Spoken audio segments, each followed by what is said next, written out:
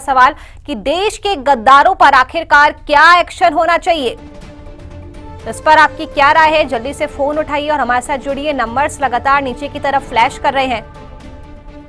फिर दूसरा सवाल देखिए, भारत से गद्दारी कितनी पड़ेगी भारी? अब इनका क्या अंजाम होगा इन तमाम जासूसों का? क्या चंद पैसे के लिए बने आतंकिस्तान के मददगार? ऐसी क्या मजबूरी थी, क्या वजह थी ये पाकिस्तान के मददगार बन गए? जिस देश का खाया नमक उसी से आखिरकार क्यों गद्दारी की? क्या वजह आप इसके पीछे मानते हैं? जरूर से हमारे साथ जुड़िए और अपनी राय दीजिए। देश से बाहर के दुश्मनों से लड़ने से पहले अंदर बैठे दुश्मनों से लड़ना कितना महत्वपूर्ण हो जाता है, सबसे बड़ा सवाल। और आखिरी सवाल है, देश में और कितने पाकिस्तान के जासूस छिपे बैठे हैं?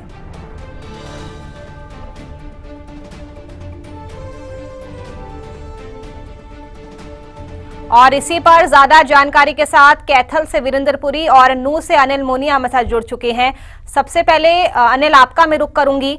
जो जासूस नू में पकड़ा गया है अरमान, उसको लेकर अभी तक क्या कुछ जानकारी पुलिस को मिली है? 6 दिन की पुलिस रिमांड पर उसे भेज दिया गया है।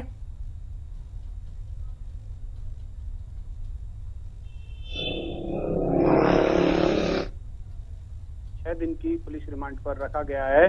जिस तरीके से इसकी गिरफ्तारी होती है तो इसके पास से जो मोबाइल फोन बरामद होता है उसमें जो चैट जो की है, जो व्हाट्सएप के माध्यम से जो बात की है, इसके अलावा इससे 2 ऐसी सिम बरामद हुई हैं जो पाकिस्तान से बात करने के लिए यूज करता था, इस्तेमाल करता था। पुलिस का कहना यह है कि क्योंकि सुरक्षा को लेकर यह पूरा मामला है, ज्यादा जानकारी वो डिस्क्लोज नहीं की है अभी। 6 दिन बाद जब रिमांड इनकी पूरी होगी, जो अरमान है, तो तभी पूरी जानकारी बताई जाएगी। इससे पहले पुलिस ने जो डीएसपी फिरोजपुर झिरका है उन्होंने कहा है कि ज्यादा जानकारी आपको नहीं दी जा रही है, सिर्फ इतना ही बताया जा रहा है कि अभी अरमान है उसकी गिरफ्तारी कर ली गई है और 6 दिन के उनको पुलिस रिमांड पर रखा गया है।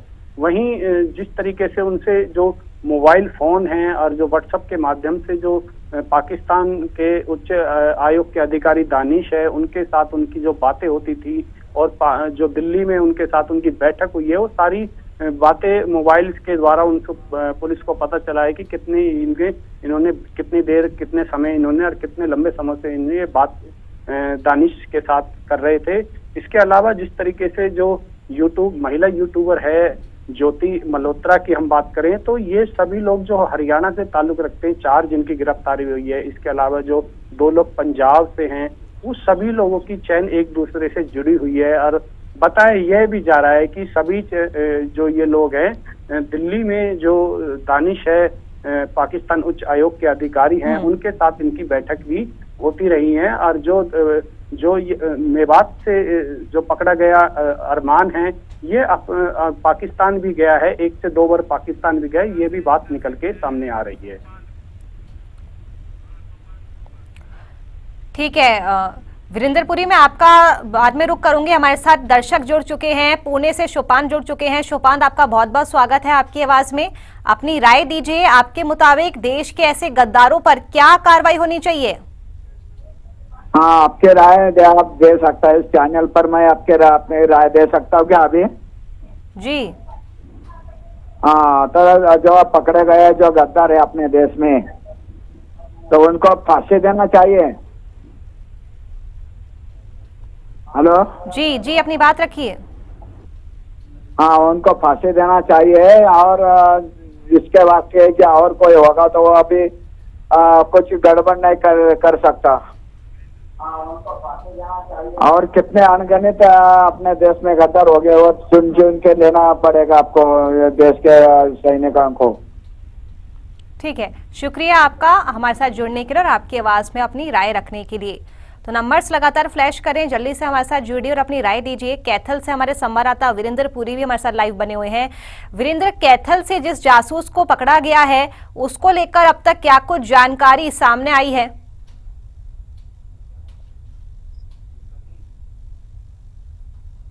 देखिए, ताज़ा अपडेट नूपुर मैं अभी दे देता हूं कि एनआईए की और मिलिट्री इंटेलिजेंस की टीमें जो है वो आज आई थी कैथल, और सुबह लगभग 3 घंटे तक जो मिलिट्री इंटेलिजेंस की टीम है वो एक बंद कमरे में, साइबर थाने में जो एक बंद कमरे में बैठकर उन्होंने उनसे देवेंद्र सिंह से बातचीत की। उसके बाद लगभग 2 बजे के आसपास जो एनआईए की टीम थी वो आई और उसने भी बंद कमरे में देवेंद्र सिंह से बातचीत की। लगभग दोनों टीमों में 3 से 4 अधिकारी कर्मचारी थे और उन्होंने लगातार इस मामले से जुड़ी सारी जानकारी जो है वो देवेंद्र से पूछी। मैं बताना चाहूंगा कि 11 तारीख को देवेंद्र सिंह ढिल्लो को, जो मस्तगढ़ निवासी है, कैथल के गुलाचिका एरिया का है, उसको गिरफ्तार किया गया था और उसके ऊपर आरोप ये थे, क्योंकि जो सिक्योरिटी एजेंसीज हैं उनकी तरफ से ये आरोप लगाए गए थे कि देवेंद्र सिंह ने सोशल मीडिया पर हथियारों के साथ पोस्ट की है।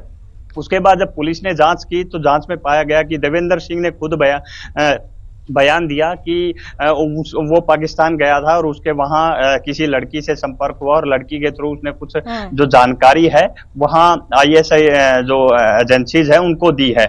लेकिन उसके बाद से पुलिस हरकत में आई और तमाम जो प्रशासन है, उसके बाद एक एफआईआर और दर्ज की गई साइबर थाने में एफआईआर दर्ज के बाद तमाम चीजें जो है वो देवेंद्र से पूछताछ की गई। हालांकि ये कितना उसका, हम ये कह सकते हैं कितना वो देश का गद्दार है, ये तो जांच के बाद ही पता चल पाएगा, क्योंकि हमने जिस तरह से उनके गांव में गए हैं, उनके गांव का अगर हम बैकग्राउंड की बात करें, उनके गांव का पूरा बैकग्राउंड ये है कि उनके गांव के जो लोग हैं वो पाकिस्तान से माइग्रेटेड हैं और लगातार करतारपुर कॉरिडोर के थ्रू वो वहां जाते रहते हैं। लेकिन गांव वालों से जब हमने बातचीत की थी, उन्होंने सिर्फ यही बताया कि लड़का सही है, परिवार सही है, लेकिन किस तरह से ये जाल में फंसा। हो सकता है कि एक मामला जैसे ये सामने आ रहा है कि हनी ट्रैप का मामला सामने आया, हो सकता है कि आईएसआई की जो एजेंसी है हनी ट्रैप के मामले से देवेंद्र। और दर्शक दिल्ली से राज मल्होत्रा जुड़ गए हैं। राज, आपका बहुत बहुत स्वागत है। आपकी आवाज में अपनी राय रखिए, आखिर ऐसा क्यों है कि जिस देश का इन लोगों ने नमक खाया उसी से गद्दारी कर रहे हैं? जी बहुत बहुत धन्यवाद। मैं सिर्फ इतना ही कहना चाहूँगा कि इन लोगों के खिलाफ सख्त से सख्त कार्रवाई होनी चाहिए, क्योंकि महज थोड़े से व्यूज और लाइक्स के चक्कर में ये एक बार भी ये नहीं सोचते कि ये क्या कर रहे हैं, किससे गद्दारी कर रहे हैं। बस सोशल मीडिया के पीछे ये लोग इतने पागल हो चुके हैं, इतने पागल हो चुके हैं कि अपने देश को बेचने से भी पीछे नहीं हट रहे हैं। और जब सरकार सोशल मीडिया पे रिस्ट्रिक्शन लगाने की बात करते हैं तो सबसे पहले यही लोग सरकार का विरोध करते हैं, क्योंकि इन्हें पता है कि जब सोशल मीडिया पे रिस्ट्रिक्शन लग जाएगी तो ये लोग देश को बेचने का काम नहीं कर पाएंगे। इसलिए जितनी कड़ी से कड़ी सजा होती है वो इनको मिलनी चाहिए। बिल्कुल, कड़ी से कड़ी कार्रवाई ऐसे गद्दारों पर होनी चाहिए। वीरेंद्र, आपका दोबारा से रुख करूंगी, अपनी बात पूरी कीजिए। देवेंद्र को लेकर ग्रामीणों का क्या कुछ कहना है?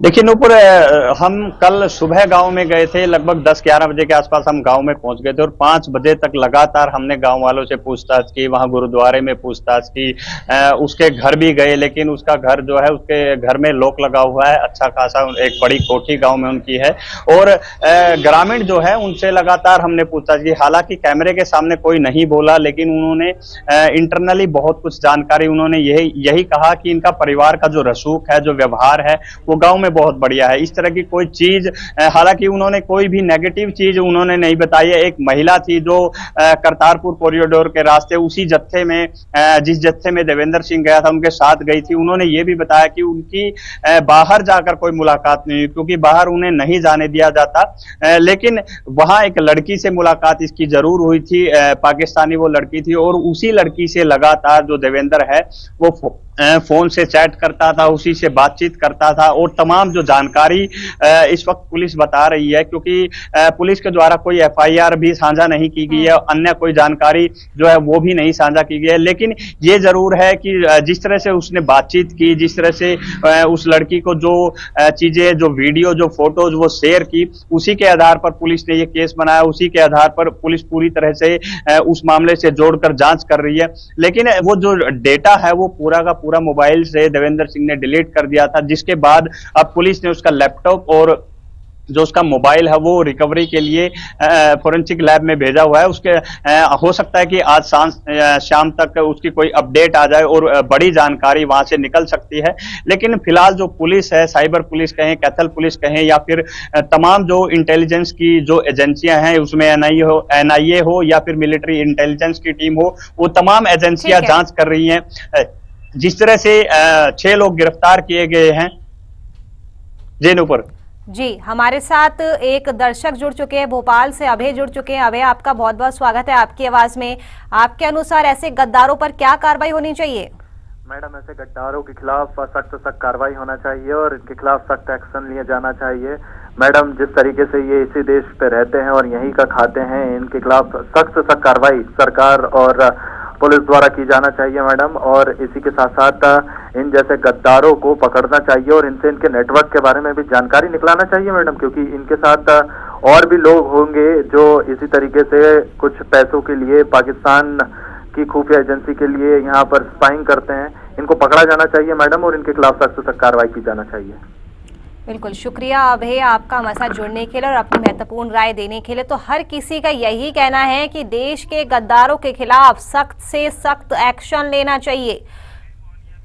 और नूह से हमारे संवाददाता अनिल मोहनिया हमारे साथ लगातार जुड़े हुए हैं। अनिल, देश से बाहर के दुश्मनों से तो हमारी सेना निपट चुकी है, जरूरत पड़ेगी तो आगे भी निपटेगी, लेकिन जो देश के अंदर ही दुश्मन बैठे हैं, इनसे लड़ना कितना महत्वपूर्ण हो जाता है?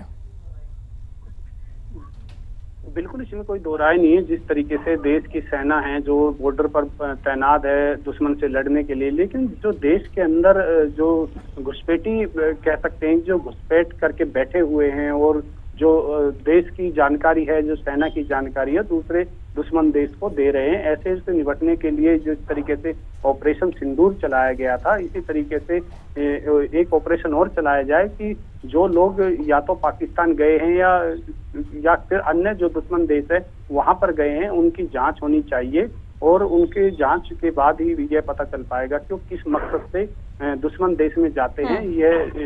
यह होना जरूरी है। लेकिन जिस तरीके से हम बात करें अरमान की, अरमान भी पाकिस्तान गया है, क्योंकि इनके परिवार के जो लोग हैं, वो अन्य जो लोग हैं वो पाकिस्तान में अभी भी रहते हैं, तो उनसे मिलने के लिए पाकिस्तान 1 से 2 बार गया भी है, जैसी जानकारी मिल रही है।